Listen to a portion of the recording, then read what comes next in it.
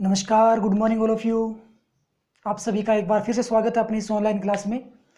अपने last class में बात कर रहे थे स्थितिज ऊर्जा की कि द्विध्रुव के कारण स्थितिज ऊर्जा किस प्रकार से होती है, या फिर एक कल आवेश या आवेशों के युग्म के कारण जो ऊर्जा है वो किस प्रकार से आप ज्ञात कर सकते हो। तो जो कल हमने स्थितिज ऊर्जा के बारे में पढ़ा था, यदि उसके बारे में हमसे कोई ये पूछ लेता कि अपने पास एक द्विध्रुव है, उसके कारण जो स्थितिज ऊर्जा प्राप्त होगी उसका सूत्र लिखिए, तो आप कैसे लिखोगे। जैसा कि हमने सुबह देखा था कि दो आवेशों के युग्म के कारण जो ऊर्जा का फॉर्मूला होता है विद्युत स्थितिज ऊर्जा का, वो क्या होता है कि Q1 Q2 बटे R, जहाँ पे R दोनों आवेशों के मध्य की दूरी होती है। लेकिन अपने सामने क्वेश्चन है द्विध्रुव से संबंधित। तो द्विध्रुव में क्या होता है, दोनों आवेश समान परिमाण के होते हैं, यानी कि दोनों आवेश हैं वो Q होंगे परिमाण में, एक समान मान लें Q, और विपरीत प्रकृति के होंगे, तो एक प्लस का होगा और एक माइनस का होगा। तो द्विध्रुव के कारण यदि अपने बात करें, किसके कारण, द्विध्रुव के कारण, तो स्थितिज ऊर्जा का फॉर्मूला क्या बनेगा कि ये भी Q ये भी Q, तो क्या बन जाएगा Q² बटे R, और यहाँ पे निशान माइनस का आएगा। तो स्थितिज ऊर्जा में जो माइनस का निशान है वो क्या बताता है कि जो भी हमने आवेश लिया है, दो आवेश लिए हैं, दोनों में आकर्षण प्रकृति का बल आरोपित होता है, यानी कि नेगेटिव साइन है, ऋणात्मक चिन्ह है, वो आकर्षण प्रकृति को रिप्रेजेंट करता है। तो द्विध्रुव के कारण यदि आपको स्थितिज ऊर्जा बतानी पड़े तो आप क्या लिखोगे, माइनस का KQ² बटे में R लिखोगे।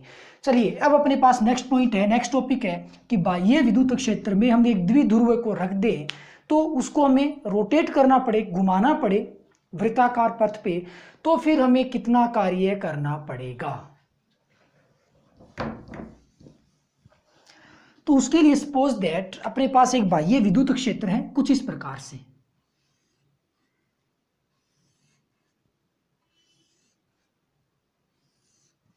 ये एक बाह्य विद्युत क्षेत्र हो गया E वेक्टर,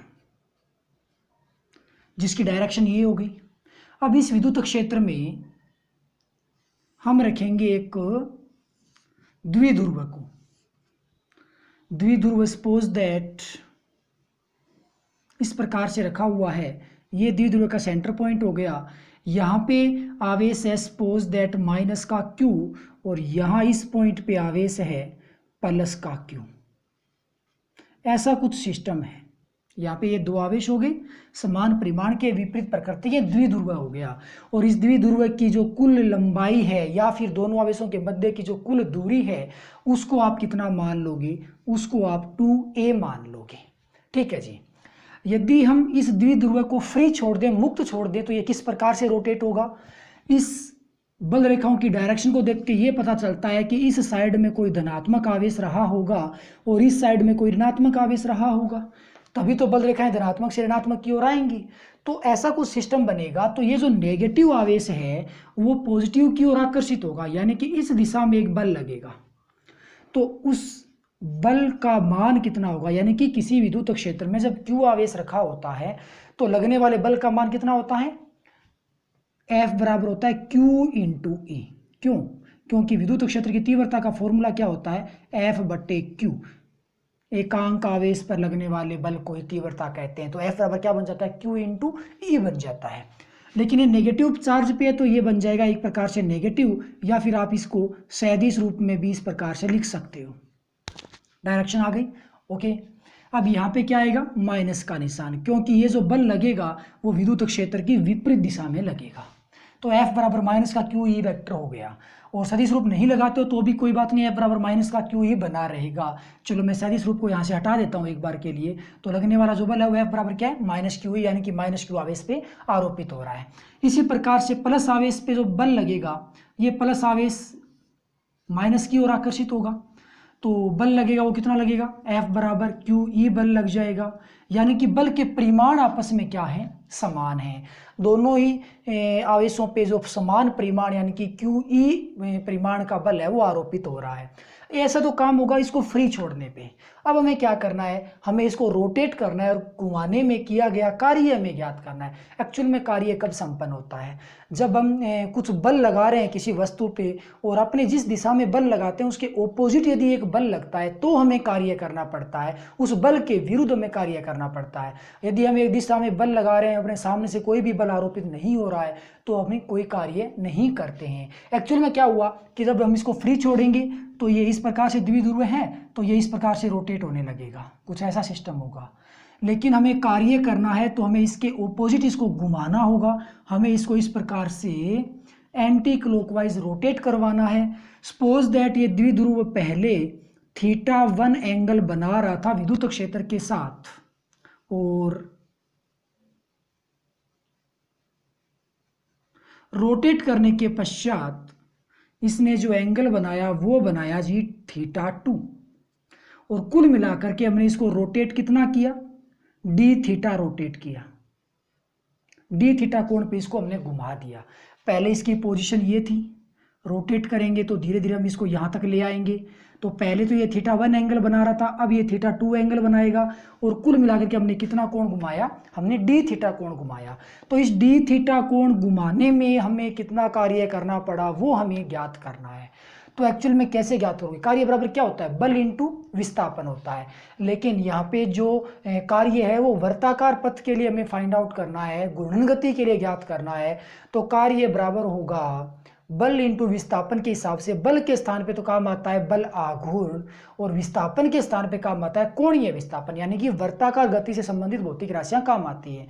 तो वर्ताकार घूर्णन के लिए हम क्या करते हैं कि बल के स्थान पे क्या लिखोगे, बल आघूर्ण, और विस्थापन के स्थान पे क्या लिखोगे, कोणीय विस्थापन। तो एक्चुअल में सूत्र क्या बन जाएगा, कितनी दूर तक घुमाना है, dθ, द्विध्रुव को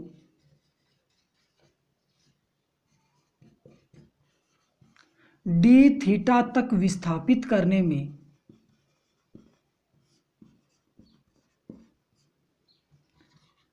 किया गया कार्य।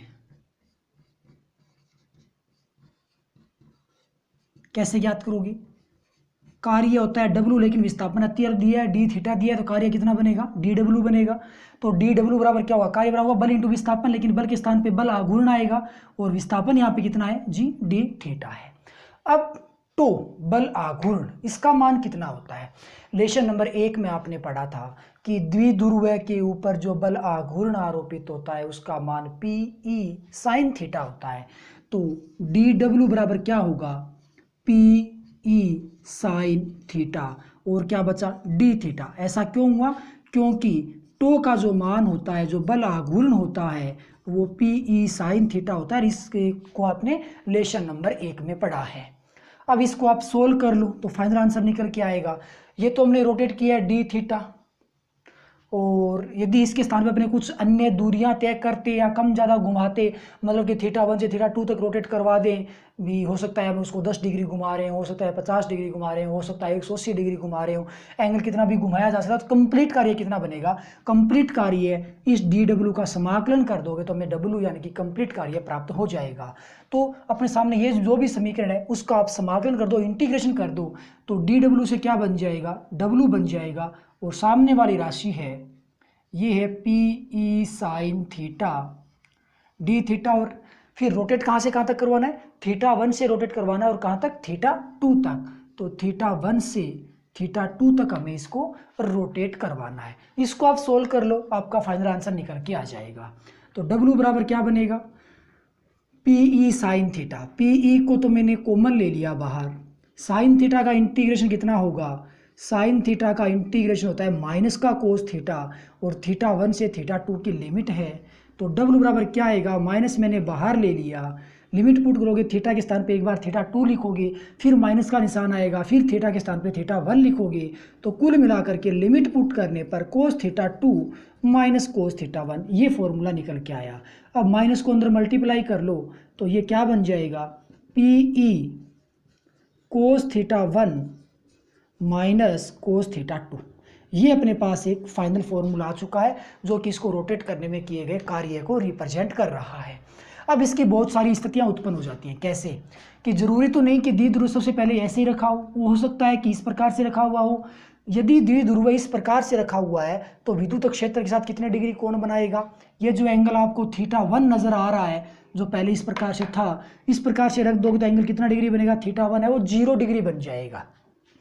तो विशेष स्थितियों की अपने बात कर ले, विशेष स्थिति की तो नंबर 1, जब θ1 का मान कितना हो, 0 डिग्री हो, उस केस में आप क्या करोगे, W इज इक्वल आ जाएगा PE, θ1 का मान 0 डिग्री है तो ये बन जाएगा cos 0 माइनस cos θ2, और cos 0 का मान 1 होता है तो W इज इक्वल हो जाएगा PE 1 माइनस कोस θ2।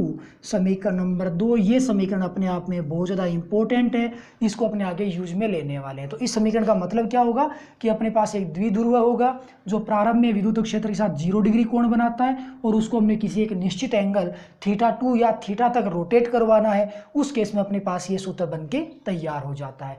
इसके अलावा अपनी बहुत सारी कंडीशन बन जाती हैं, जैसे किसी ने ये बोल दिया कि पहले ये विद्युत क्षेत्र की दिशा में था व्यवस्थित और उसको हमें 90 डिग्री घुमाना है, तो फिर पहले तो ये 0 डिग्री कोण बना ही रहा था, फिर दूसरा θ2 एंगल कितने डिग्री बन जाएगा, 90 डिग्री बन जाएगा, या 90 पुट कर दोगे।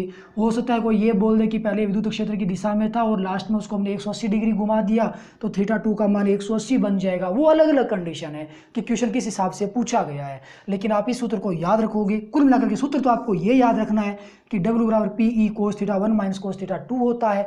अब θ1 और θ2 की वैल्यू क्वेश्चन में किस हिसाब से दी गई है उसके हिसाब से ये समीकरण है वो अरेंज हो जाती है और विशेष स्थितियां निकल के आती हैं। लेकिन जब ये विद्युत क्षेत्र की डायरेक्शन में है, 0 डिग्री कोण बना रहा है और उसको आप θ तक घुमा देते हो या θ2 तक घुमा देते हो तो आपको ये समीकरण नंबर 2 काम में लेनी होती है। तो ये फॉर्मूला आप अच्छे से याद रखोगे जो कि बाह्य विद्युत क्षेत्र में द्विध्रुव को घुमाने में किए गए कार्य के रूप में हमें प्राप्त होता है। अब अपने क्या करेंगे, अब अपने इस द्विध्रुव के कारण विद्युत स्थितिज ऊर्जा ज्ञात करने की कोशिश करेंगे। तो उस स्थितिज ऊर्जा का मान किस प्रकार से हमें प्राप्त होगा उसको हमें देखना है। तो अब अपने पास नेक्स्ट टॉपिक होगा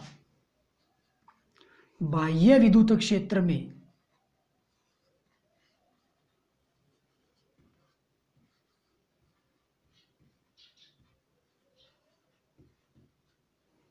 द्विध्रुव के कारण स्थितिज ऊर्जा की गणना।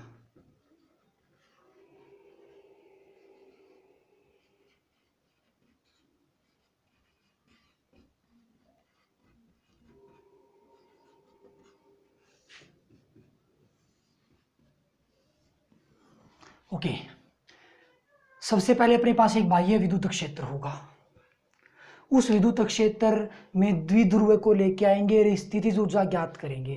इससे पहले कल की क्लास में हमने समझा था कि स्थितिज ऊर्जा ज्ञात करने का बेसिक मेथड क्या होता है। एक्चुअल में क्या होता है, जैसे अपने पास एक बाह्य विद्युत क्षेत्र है कुछ इस प्रकार से,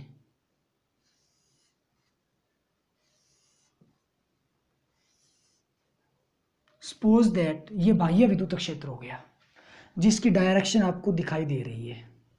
हमें द्विध्रुव के कारण स्थितिज ऊर्जा ज्ञात करनी है। जब हमने किसी आवेश के कारण स्थितिज ऊर्जा ज्ञात की थी उस केस में हमने ये देखा था कि उस आवेश को आप अनंत पे रखो, अनंत से एक निश्चित पॉइंट तक लेके आओ, लाने में जितना कार्य किया जाता है वही कार्य उस आवेश के लिए स्थितिज ऊर्जा बन जाता है। ऐसा ही हम यहाँ पे कुछ करने वाले हैं कि अपने पास एक द्विध्रुव होगा, उस द्विध्रुव को आप अनंत पे रखोगे और अनंत से द्विध्रुव को विद्युत क्षेत्र के अंदर किसी निश्चित स्थान तक लेके आओगे और लाने में जो कार्य किया जाएगा वही द्विध्रुव के लिए स्थितिज ऊर्जा बन जाएगा।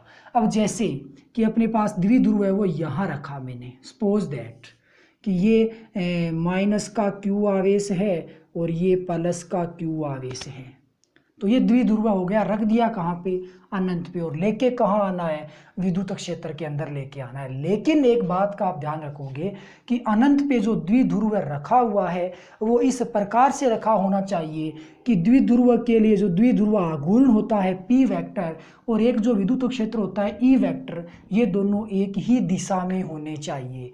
अब द्विध्रुव आघूर्ण की दिशा क्या होती है, द्विध्रुव के अंदर माइनस से प्लस की ओर होती है, तो द्विध्रुव आघूर्ण की जो डायरेक्शन है वो ये होगी जो कि विद्युत क्षेत्र की दिशा में है। तो आप यहाँ पे माइनस Q आवेश रखोगे, यहाँ प्लस Q आवेश रखोगे, इसका ऑपोजिट आप नहीं कर सकते। ऐसा नहीं है कि यहाँ पे प्लस Q और यहाँ पे माइनस Q है, नहीं, ये एक कंडीशन होती है, बाउंडेशन, एक निश्चित सीमा होती है कि P वेक्टर और E वेक्टर की डायरेक्शन है वो एक ही दिशा में होनी चाहिए। अब एक्चुअल में ये अनंत पे है विद्युत क्षेत्र के अंदर लेके आओगे, तो लाने में कितना कार्य करना पड़ेगा वो आपको ज्ञात करना है, पता करना है। जबकि जब इसको आप लेके आ रहे हो तो इसकी गतिज ऊर्जा में कोई भी परिवर्तन नहीं होना चाहिए। और लाने में जो भी कार्य ज्ञात करते हो, कार्य का सूत्र आपको पता है, हमने लास्ट क्लास में देखा था कि W बराबर Q इंटू V से आप कार्य ज्ञात कर पाओगे। तो कैसे ज्ञात करोगे? और हाँ, दूसरी बात, कंप्लीट इस द्विध्रुवीय के कारण आपको स्थितिज ऊर्जा ज्ञात करनी है ना, तो इसमें 2 स्टेप फॉलो होंगी। पहली तो कौन सी कि आप इसको अनंत पे मानो, अनंत पे मानने के पश्चात यहाँ लेके आओ, लाने में किया गया कार्य हो गया। यदि आपने इस द्विध्रुव को यहाँ ला करके इस प्रकार से व्यवस्थित कर दिया तो यहाँ तक लाने में किया गया कार्य है वो इस पोजीशन का द्विध्रुव हो गया। हो सकता है कि आप इसको रोटेट करना चाहो, तो रोटेट करने में, इसको घूर्णन गति करवाने में हमें अतिरिक्त कार्य करना पड़ेगा, जो कि हमने अभी अभी ज्ञात किया है PE cos theta 1 minus cos theta 2 वाला सूत्र से। तो फिर वो दूसरा कार्य हो गया। तो यदि आप यहाँ से लाओगे अनंत से और ला करके इधर रोटेट और करना चाहते हो तो कंप्लीट कार्य है वो दोनों कार्यों का योग होगा। दोनों कार्य कौन कौन से? एक तो आप इसको अनंत से लेके आ रहे हो वो कार्य, और दूसरा आप इसको रोटेट करवा रहे हो वो कार्य। तो उन दोनों का योग कर दोगे, उसका एडिशन कंप्लीट कार्य होगा, वो इसकी कुल स्थितिज ऊर्जा बन जाएगा। और यदि आप इसको इस प्रकार से यहाँ व्यवस्थित कर देते हो, रख देते हो यहीं पे, तो लाने में जो किया गया कार्य होता है वही उसकी स्थितिज ऊर्जा के रूप में प्राप्त होता है। तो इंपॉर्टेंट बात यह है कि जब आप इसको अनंत से लेके आओगे तो आप कितना कार्य करोगे, किस प्रकार से हमें कार्य ज्ञात होगा और कब कब कितना बल लगेगा। एक्चुअल में सपोज दैट कि विद्युत क्षेत्र वो यहीं तक है, सपोज दैट विद्युत क्षेत्र यहीं तक है। मैं बेसिक बता रहा हूं, सबसे पहले अच्छे से समझ लेना। बेसिक समझ में आते ही आप पूरी डेरिवेशन अच्छे से कर पाओगे, बिना समझाए कर पाओगे। एक्चुअल में जब आप इस द्विध्रुव को यहां तक लेके आओगे, विद्युत क्षेत्र तक लेके आना है, विद्युत क्षेत्र में प्रवेश नहीं करवाना है, तब तक आपको कोई भी कार्य नहीं करना पड़ेगा। मतलब कि -Q आवेश है वो यहां आ गया और +Q आवेश है वो यहाँ आ गया। अनंत से चले थे, यहाँ तक चल के आ गए, तो आपको कोई कार्य नहीं करना पड़ा, क्योंकि सामने से कोई बल लगा ही नहीं। इन आवेशों पे बल तो तब लगेगा जब ये विद्युत क्षेत्र में प्रवेश कर जाए, क्योंकि विद्युत क्षेत्र वहाँ पे फिर बल लगाना शुरू कर देता है। उसके ऑपोजिट आपको काम करना होता है। लेकिन यहाँ तक आप लेके आ रहे हो तो आपको कोई कार्य नहीं करना पड़ा है। और द्विध्रुवों के मध्य की जो दूरी है या द्विध्रुव की लंबाई है, जो आवेशों के मध्य की दूरी है वो 2a है, या फिर यूं कह लो द्विध्रुव की जो लंबाई है वो 2a है। अब क्या करोगे, जैसे ही आप विद्युत क्षेत्र में एंटर कर जाओगे, गौर से सुनना बात को, जैसे ही आप विद्युत क्षेत्र के अंदर एंटर कर जाओगे, जैसे ये पोजीशन आ गई कि भाई यहाँ -Q आवेश है और यहाँ +Q आवेश है, तो उस केस में क्या होगा, उस केस में -Q आवेश यानी कि ऋणात्मक आवेश पर विद्युत क्षेत्र के द्वारा बल लगना शुरू हो जाएगा। क्यों? क्योंकि विद्युत क्षेत्र की डायरेक्शन के अनुसार यहाँ पे प्लस आवेश होगा और दूर कहीं माइनस आवेश होगा। तो ये जो विद्युत जो नेगेटिव चार्ज है वो इस तरफ गति करेगा। जैसा कि हम जानते हैं कि जो ऋणात्मक आवेश होता है वो हमेशा विद्युत क्षेत्र के ऑपोजिट गति करता है। तो माइनस आवेश है वो इस दिशा में गति करना शुरू कर देगा, इसके ऊपर एक अतिरिक्त बल लगना शुरू हो जाएगा। अब एक्चुअल में पहले से हम अनंत से आ रहे थे, इसको चलाते चलाते निश्चित वेग से, अचानक जैसे ही -Q आवेश ने इसके ऊपर एंट्री की, इसके अंदर विद्युत क्षेत्र में, तो इसके ऊपर एक अतिरिक्त बल लगना शुरू हो गया। तो भाई इसका वेग बढ़ेगा। पहले तो हम खुद इसको लेके आ रहे थे, अब इसके ऊपर एक अतिरिक्त बल लगना शुरू हो गया, तो जल्दी करेगा, भागने की कोशिश करेगा। हमें उसको भागने से रोकना है, वेग को नियत बनाए रखना है, उसको रोकने के लिए हमें कार्य करना है। वही कार्य तो इसकी ऊर्जा में तब्दील होता है। तो ये जल्दी से भागे नहीं, हालांकि बल लग रहा है, हमें इसके ऑपोजिट बल लगाना होगा। बल हम लगाएंगे, ये बल विद्युत क्षेत्र लगा रहा है, इसके ऑपोजिट हमें बल लगाना होगा। लेकिन ये बल हम कब तक लगाएंगे, ये कब तक भागने की कोशिश करेगा, ये तब तक भागने की कोशिश करेगा जब तक ये कंप्लीट द्विध्रुव है, कंप्लीटली विद्युत क्षेत्र के अंदर प्रवेश नहीं कर जाता। मतलब यहाँ पे +Q आवेश और यहाँ पे -Q आवेश, जैसे ही दोनों आवेश विद्युत क्षेत्र में प्रवेश कर जाएंगे, ये कंप्लीट द्विध्रुव विद्युत क्षेत्र में प्रवेश कर जाएगा। उस केस में क्या होगा कि -Q आवेश पे तो इस डायरेक्शन में बल लगेगा। अब ये विद्युत क्षेत्र के अंदर प्लस आवेश भी आ चुका है। प्लस आवेश हमेशा विद्युत क्षेत्र की दिशा में गति करता है। जैसे ही कंप्लीट द्विध्रुव विद्युत क्षेत्र के अंदर प्रवेश कर जाता है, दोनों ही आवेश पे बल लगना शुरू हो जाता है। परिमाण में समान बल लगता है क्योंकि समान परिमाण के आवेश हैं, तो एक आवेश पे बल इस डायरेक्शन में, एक पे बल इस डायरेक्शन में, ये दोनों ही बल अपने एक दूसरे को संतुलित कर देते हैं। तो ये एक्स्ट्रा भागने की कोशिश नहीं करता, एक्स्ट्रा वेग इसको नहीं मिलता, फिर वो नियत वेग से चलता रहता है। क्योंकि एक बल इधर एक्स्ट्रा लग रहा था तो भाई उसके ऑपोजिट भी उतना ही बल एक और इधर लग रहा था, तो ये दोनों विपरीत दिशा में लगने वाले बल एक दूसरे को निरस्त कर देंगे। उसके पश्चात हमें कोई भी कार्य नहीं करना है क्योंकि ये भागने की कोशिश नहीं कर रहा, ये नियत वेग से चलता रहेगा। तो कुल मिलाकर के हमने अतिरिक्त कार्य कब तक किया? हमने अतिरिक्त कार्य तब तक किया जब तक नेगेटिव चार्ज जो है वो अकेला विद्युत क्षेत्र में है। जैसे ही उसका भाई पॉजिटिव चार्ज विद्युत क्षेत्र में आ गया, अतिरिक्त बल लगना बंद हो गया, या यूं कह लो दोनों ही जो बल हैं वो एक दूसरे को संतुलित कर चुके हैं। तो हम अतिरिक्त कार्य तब तक करेंगे जब तक केवल और केवल नेगेटिव चार्ज है वो विद्युत क्षेत्र के अंदर गति करता है। तो फिर कितनी दूरी तय हो जाएगी उस स्थिति में? जितनी द्विध्रुव की लंबाई है उतनी दूरी -q आवेश तय कर चुका होगा विद्युत क्षेत्र के अंदर, तब तक हमें कार्य करना है। अब जैसे यहाँ से विद्युत क्षेत्र ने प्रवेश लेना शुरू किया तो ये कंप्लीट दूरी 2a थी दोनों आवेशों के बीच की, तो ये कितना आगे निकल जाएगा कि ये +q आवेश इसमें विद्युत क्षेत्र में एंटर करेगा? ये जाएगा 2a दूरी आगे निकल के, यानी कि प्लस यहाँ पे आएगा, माइनस यहाँ आएगा। ये दूरी कितनी? 2a, यानी कि जो -q आवेश है वो कितनी दूरी अतिरिक्त तय कर चुका है? 2a दूरी अतिरिक्त दूरी तय कर चुका है। और जब तक ये -q आवेश इतनी दूरी तय करेगा तब तक इस पे अतिरिक्त बल लगता रहेगा, ये भागने की कोशिश करेगा। इसको नियत वेग बनाए रखने के लिए हमें कार्य करना पड़ेगा, और वही कार्य किस में जाएगा? स्थितिज ऊर्जा में। कुल मिलाकर के जो भी अतिरिक्त विस्थापन प्राप्त किया है वो किसने किया है? -q आवेश ने किया है। कितनी दूरी, कितना विस्थापन लिया है? 2a विस्थापन लिया है विद्युत क्षेत्र के अंदर। और बल किस पे लगा है? बल भी माइनस आवेश पे लगा है। तो कुल मिलाकर के जब आप कार्य ज्ञात करोगे तो कार्य बराबर होता है बल इंटू विस्थापन। बल किस पे माना जाएगा? -q आवेश पे बल लगा, तो कितना बल लगा है वो काउंट होगा। और विस्थापन, बल इंटू विस्थापन, तो बल तो हो गया इस पे लगने वाला जो भी बल है, और विस्थापन कितना? इस पे बल कब तक लग रहा है? 2a दूरी तक, तो विस्थापन यहाँ पे बन जाएगा 2a। अब बात आती है कि इस पे बल कितना लगता है। तो किसी भी आवेश को हम विद्युत क्षेत्र में रख दे तो लगने वाला बल होता है QE। कितना बल होता है? QE बल होता है। ओके, तो अब आप कंप्लीटली किया गया कार्य कैसे ज्ञात करोगे?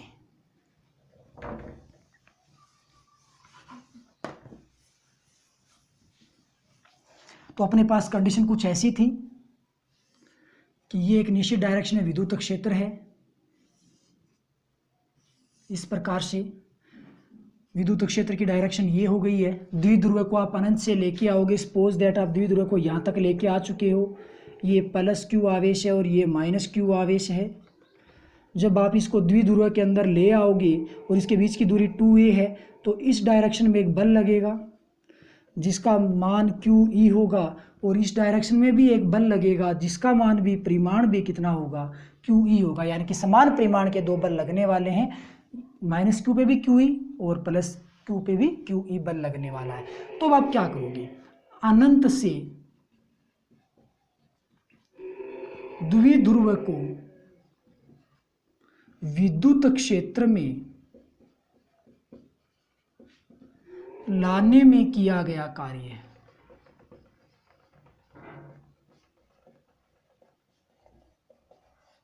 कैसे ज्ञात होगा? W इज इक्वल होता है बल इंटू विस्थापन, F इंटू S। बल कितना? बल किस पे लगेगा?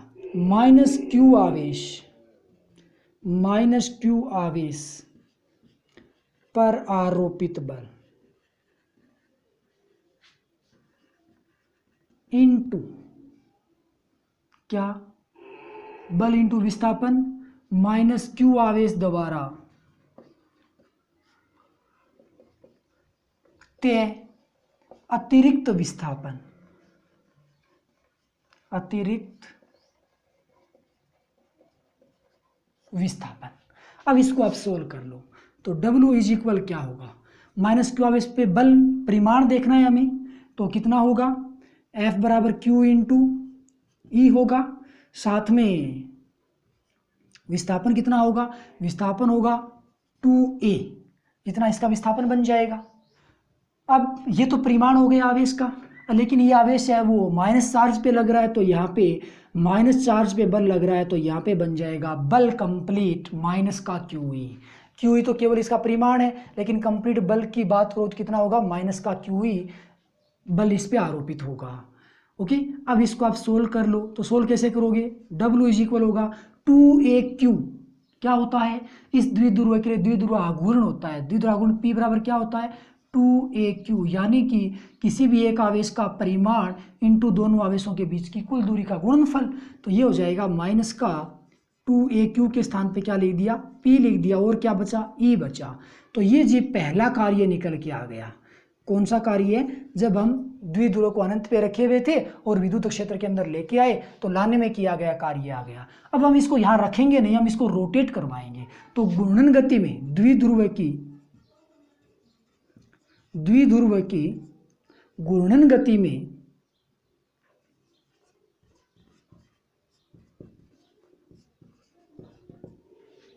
किया गया कार्य ये कितना बन जाएगा, इसको W2 मान लो भाई, पहले तो ये ऐसे है, θ1 0 डिग्री है, इसको आप θ2 या थीटा तक रोटेट करवा दो तो कौन सा केस लागू होगा, प्रारंभिक कोण 0 डिग्री है, अंतिम कोण है वो थीटा है। तो किया गया कार्य अभी मैंने थोड़ी देर पहले ज्ञात किया था, PE1 माइनस कोस थीटा, और इसको थोड़ा सा सोल्व कर ले तो ये होगा PE minus PE cos theta, समीकरण नंबर 2 आ गया। इतना काम हो गया। अब किया गया कुल कार्य आप कैसे ज्ञात करोगे, कुल कार्य W बराबर क्या बनेगा, W1 प्लस W2, दोनों को जोड़ दो तो माइनस का PE, और इसको जोड़ोगे तो प्लस का PE माइनस का PE कोस थीटा। तो W इज इक्वल क्या बन जाएगा, माइनस से माइनस कैंसिल हो गया, तो ये हो जाएगा माइनस का PE कोस थीटा। समीकरण नंबर आ गई 3। ये कंप्लीट कार्य है, ये कंप्लीट कार्य ही स्थितिज ऊर्जा बन जाता है। तो सूत्र क्या निकल के आएगा स्थितिज ऊर्जा का, माइनस का PE कोस थीटा निकल के आएगा। तो ये हो गया अपने पास बाह्य विद्युत क्षेत्र में द्विध्रुव के कारण स्थितिज ऊर्जा। ओके, अब जो हमने स्टार्टिंग में एक बात की थी कि द्विध्रुव के कारण ऊर्जा कितनी बनेगी, जिसको हमने ये कहा था कि माइनस का K Q1 Q2 बटे R, ये भी हमने स्टार्टिंग में एक सूत्र देखा था। तो फिर ये भी ऊर्जा तो ऐसे कैसे हुआ, दो सूत्र कैसे बन गए। एक्चुअल में ये जो माइनस का PE कोस थीटा है वो बाह्य विद्युत क्षेत्र में है, और ये जो फॉर्मूला है वो एक निकाय के कारण है कि द्विध्रुव रूपी एक निकाय है जिसमें बाह्य विद्युत क्षेत्र नहीं है। सिंपल सी कहानी है कि माइनस Q और प्लस Q ये एक निकाय बना, तो द्विध्रुव के निकाय रूपी संरचना के कारण जिसमें बाह्य विद्युत क्षेत्र मौजूद नहीं है, उस केस में स्थितिज ऊर्जा का सूत्र माइनस का Q1 Q2 बटे R आएगा। और बाह्य विद्युत क्षेत्र यदि प्रेजेंट है उस केस में जो स्थितिज ऊर्जा आती है द्विध्रुव की, वो माइनस का PE कोस थीटा आता है। इस चीज को आप ध्यान में रखोगे। तो ये अपने पास आ गया स्थितिज ऊर्जा का सूत्र किसके लिए, बाह्य विद्युत क्षेत्र में द्विध्रुव के लिए। अब यहाँ से अपने पास बहुत सारी कंडीशन हमें प्राप्त हो सकती हैं कि भी आप द्विध्रुव को लेके तो आ गए, लेकिन कितनी दूरी तक आप इसको रोटेट करवा रहे हो वो यहाँ पे वैल्यू पुट कर दी जाएगी। उसके आधार पर ऊर्जा का मैक्सिमम और मिनिमम मान निकल जाएगा। जैसे आप इसको 180 डिग्री तक रोटेट करवाते हो इस प्रकार से, तो यहाँ पे 180 डिग्री वैल्यू पुट कर दोगे। 90 डिग्री तक इसको आप रोटेट करवाते हो तो ये 90 डिग्री बन जाता है। कहने का मतलब कि यहाँ पे उतना ही कोण लिखा जाता है जितना आपको एग्जाम में पूछा जाता है। तो ये हो गया अपने पास स्थितिज ऊर्जा का कंप्लीट टॉपिक। तो इसी टॉपिक के साथ ये जो लेसन नंबर 3 है विद्युत विभव वो कंप्लीट होता है। आज के लिए बस इतना ही, कल अपने लौटेंगे लेसन नंबर 4 के साथ। तब तक के लिए बाय, थैंक यू।